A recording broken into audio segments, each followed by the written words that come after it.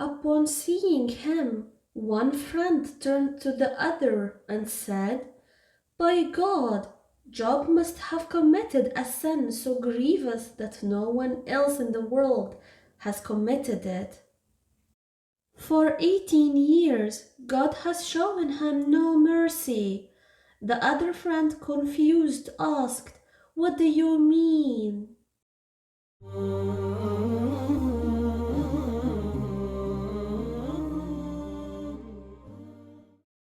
The children of Israel were the descendants of Prophet Jacob.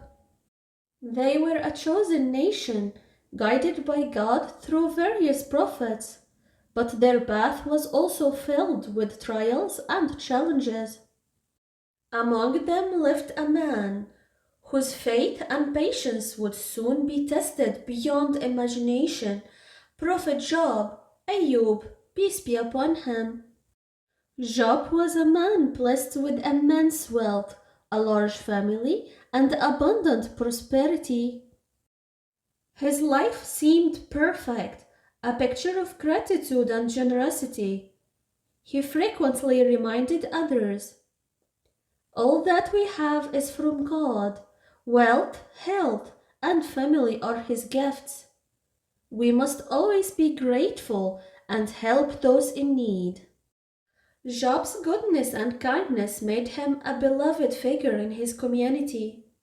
But as with all things in life, this abundance was not meant to last forever, for God had a greater plan.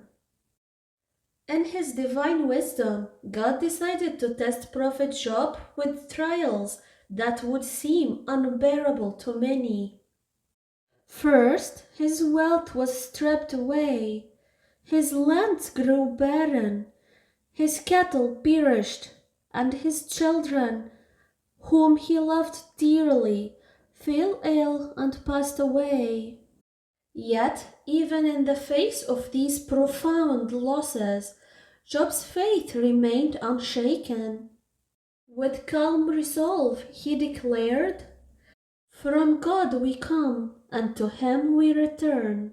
My Lord, I accept your decree with a grateful heart." The trials did not end with the loss of wealth and family. Job was struck with a debilitating illness that covered his body in painful sores, draining his strength day by day. His appearance grew so disfigured that even those who once admired him began to avoid him.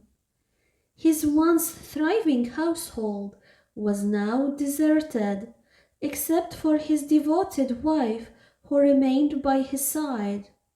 For nearly 18 years she cared for him tirelessly, enduring the hardships of their new life with love and compassion. In her desperation, she sold her beautiful hair to buy food for him. When Job learned of her sacrifice, his heart was overwhelmed with sorrow, realizing how deeply she had suffered for him. Despite his own physical agony, he never wavered in his faith, never questioning God's will. As the years passed, Job's suffering drew the attention of his two closest friends, who had remained loyal to him.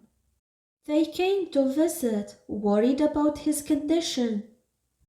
Upon seeing him, one friend turned to the other and said, "By God, Job must have committed a sin so grievous that no one else in the world has committed it. For 18 years, God has shown him no mercy." The other friend, confused, asked, "What do you mean?" The first friend explained that Job's long suffering must be a punishment for some grave sin. When they visited Job, one of them boldly asked, "Job, surely you must have angered God. Why else would you endure this affliction for so long?" Job, with immense patience, responded, "I don't know what you're saying, But I know that God knows I have always passed by two men who quarrel and mention God in vain. I would return to my home and make amends, never allowing God's name to be mentioned except in righteousness.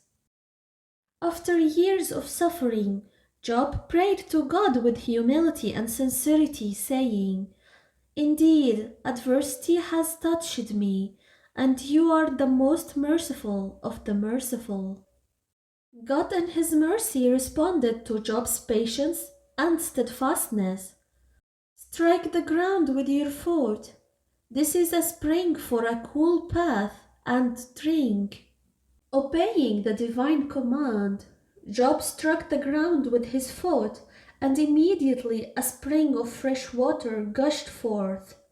He bathed in it and drank from it, and as he did, his body was miraculously restored.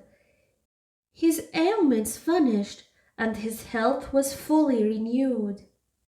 When his wife saw him, she gasped in amazement, exclaiming, "By God, you look just like Prophet Job before the affliction. I have never seen anyone resemble him so closely when he was healthy." To her astonishment, Job replied, "I am indeed he." Job's healing was only the beginning of his restoration. God not only restored his health, but also his wealth. Job had two granaries, one for wheat and one for barley.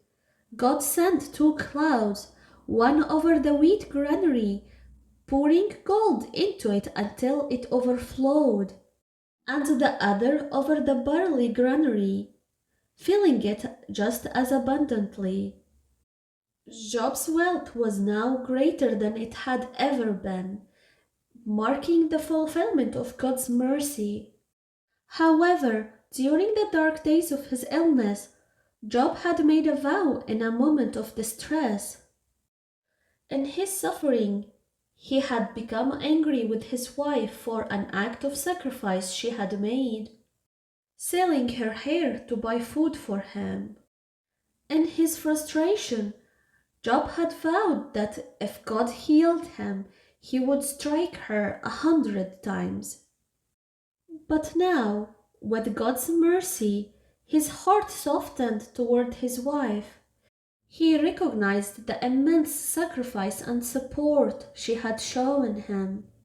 To fulfill his vow without harm, God instructed Job to take a bundle of 100 twigs and strike her gently with them in one blow. In this way, Job fulfilled his vow without causing any real injury, illustrating the deep wisdom of divine guidance and the importance of mercy and forgiveness. Throughout his trials, Job never lost his compassion or his unwavering faith in God. Even when fulfilling his vow, he did so in a just and merciful way. In the end, God rewarded Job's resilience and unshakable faith with even greater blessings. His health was restored, his wealth surpassed its former glory, and he was blessed with twice as many children as he had before.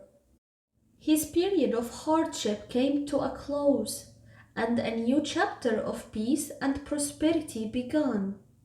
The story of Prophet Job is a powerful reminder that patience is not merely about enduring hardship.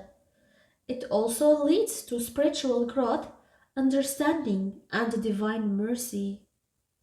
Job's unwavering faith made him a symbol of resilience, showing that after every trial, God's mercy brings greater blessings than we can imagine. May the story of Prophet Job inspire us all to remain patient, trust in God's wisdom, and seek His mercy, knowing that relief comes in His perfect timing. Until next time, may peace and blessings be upon you.